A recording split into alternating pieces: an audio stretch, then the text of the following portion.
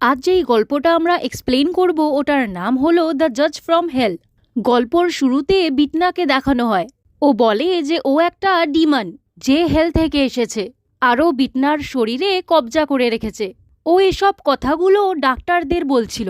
ডাক্তাররা ওকে জিজ্ঞেস করে, যদি তুমি বিটনার শরীরে কবজা করে রেখেছো, তার মানে কি এটা যে বিটনা মারা গেছে? এবার এখানে একটা ফ্ল্যাশব্যাক দেখানো হয় যে বিটনা মারা গেছে আর ওর আত্মা ওর শরীর থেকে বাইরে বেরিয়ে এসছে। ওখানে হঠাৎ করে একটা গেট প্রকট হয়ে যায়। ওই গেটে লেখা ছিল যে ও এই গেটটাকে পার করবে, সে নিজের আশা বাইরে ছেড়ে আসুক। বিটনা ওই গেট দিয়ে ভিতরে যায়। অ্যাকচুয়ালি ওকে ফেক হেলে যাওয়ার ছিল, কিন্তু ও মার্ডারারের হেলে পৌঁছে যায়। বিটনাকে দেখে ওখানকার জাজ জাস্টিশিয়া নিজের অ্যাসিস্ট্যান্ট ভ্যালেককে জিজ্ঞেস করে, ওই মেয়েটাকে লিস্টের হিসেবে তো এই লোকটা লাস্ট ছিল না? ভ্যালেক বলে, হ্যাঁ, লিস্টে তো কোনো মেয়ের নাম নেই। জাস্টিশিয়া নিজের অ্যাসিস্ট্যান্টকে ওই লোকটাকে গহনা পাঠাতে বলে। গহনা মানে হেল। ভ্যালেক ওই লোকটার মাথায় গহনার ব্র্যান্ডিং করে দেয় আর ওকে গহনা পাঠিয়ে দেয়। এখানে জাস্টিশিয়ার কাজ ছিল যারা মার্ডার করে তাদের গহনার ব্র্যান্ডিং করে গহনা পাঠানোর, মানে হেল।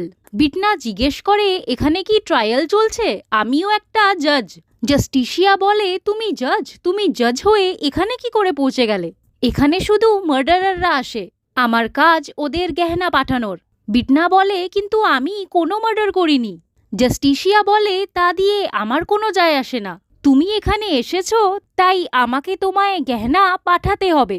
ও ভ্যালেককে বিটনাকে ব্র্যান্ডিং করে হেল পাঠাতে বলে, কিন্তু ভ্যালেক ওকে একবার চেক করে শিওর হতে বলে, কারণ যদি ওরা ভুল ডিসিশন নিয়ে নেয় আর বাইল এই কথাটা জানতে পারে, তাহলে বাইল ওদেরকে ছাড়বে না। বাইল হেলের ডাইরেক্টর ছিল। জাস্টিশিয়া ভ্যালেকের কথা শোনে না আর নিজেই বিটনাকে ব্র্যান্ডিং করে হেল পাঠিয়ে দেয়।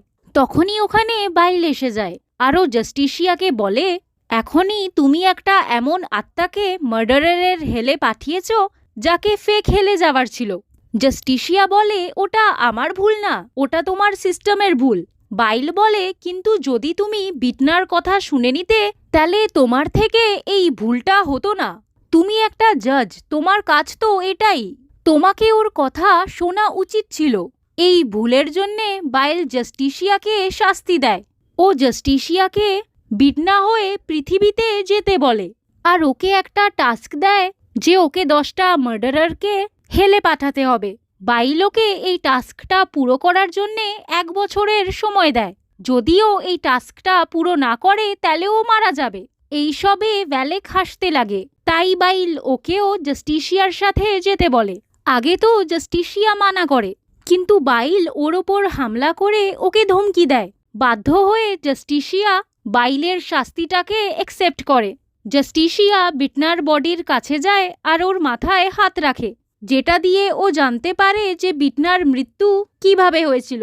ওকে কেউ চাকু মেরেছিল। জাস্টিশিয়া বিটনার শরীরের ভেতরে চলে যায়।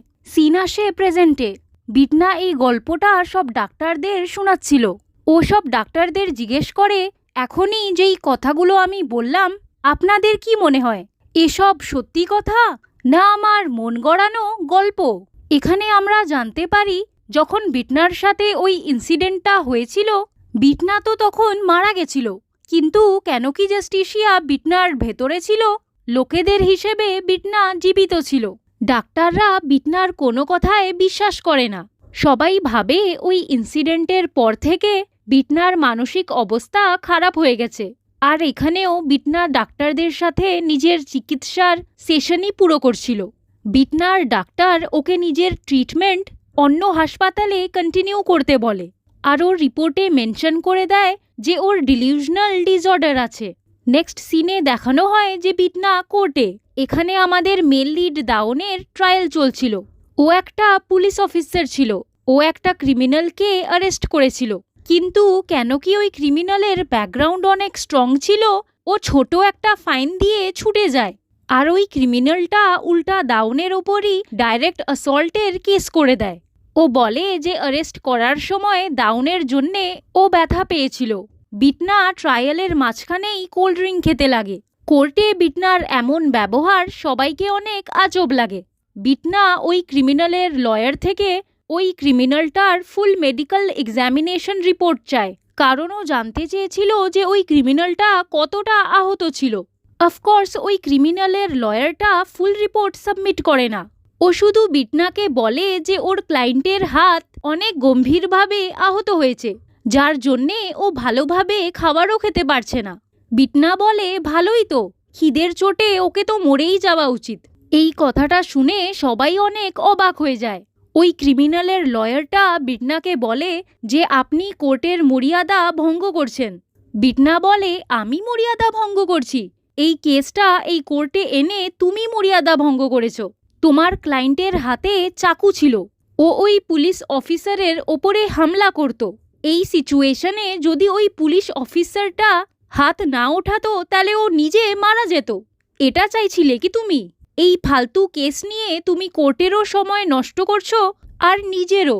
বিটনা দাউনকে নিজের ফাইনাল স্টেটমেন্ট দিতে বলে। দাউন বলে যে ও যাও করেছে ওকে ওটার কোনো রিগ্রেট নেই, কিন্তু ওকে একটা রিগ্রেট থাকবে যে ওকে ওই ক্রিমিনালটাকে আরও ভালোভাবে মারা উচিত ছিল। দাউনের সাহস দেখে বিটনা অনেক ইমপ্রেস হয়ে যায়। ও দাউনের পক্ষে বিচার শোনায়। কোর্টের বাইরে বিটনার কিছু বাচ্চাদের সাথে দেখা হয়। কেন কি ও একটা জাজ ছিল?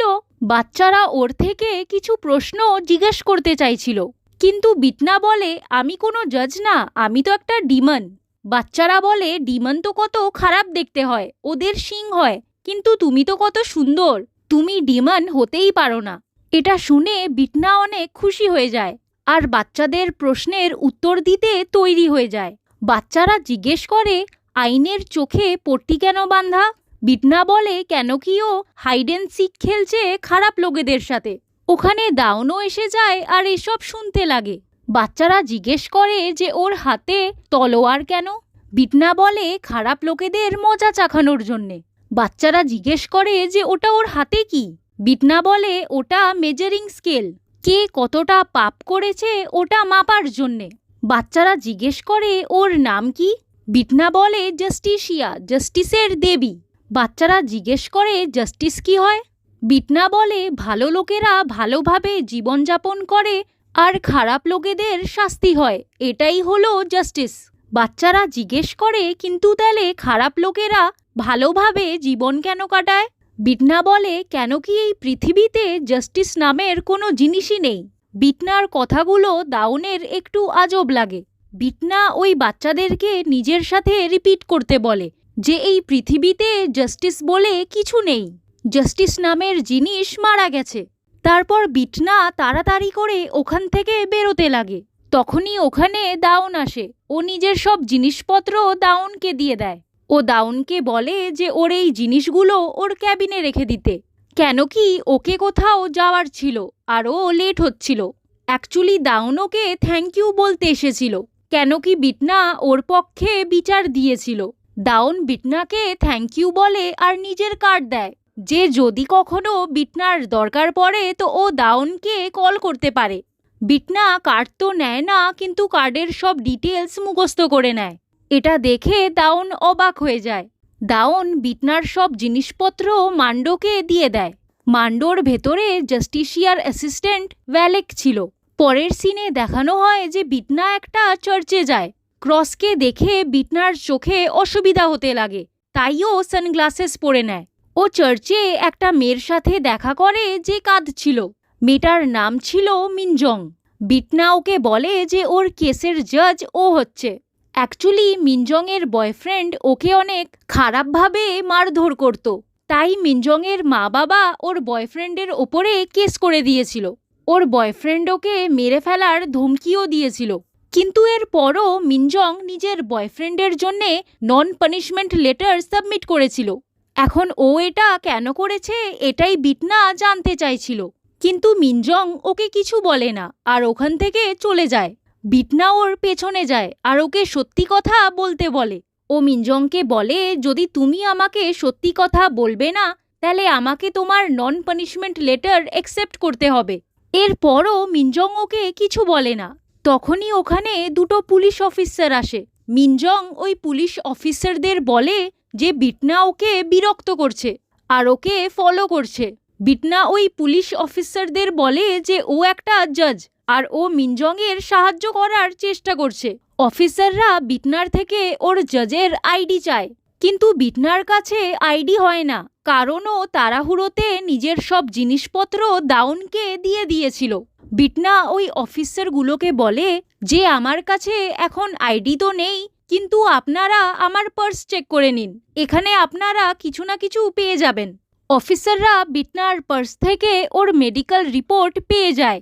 এখন রিপোর্টে তো মেনশন ছিল ওর মানসিক অবস্থার ব্যাপারে। ওরা বিটনাকে পুলিশ স্টেশন নিয়ে যায় আর এরই সাথে পার্ট 1 শেষ হয়ে যায়।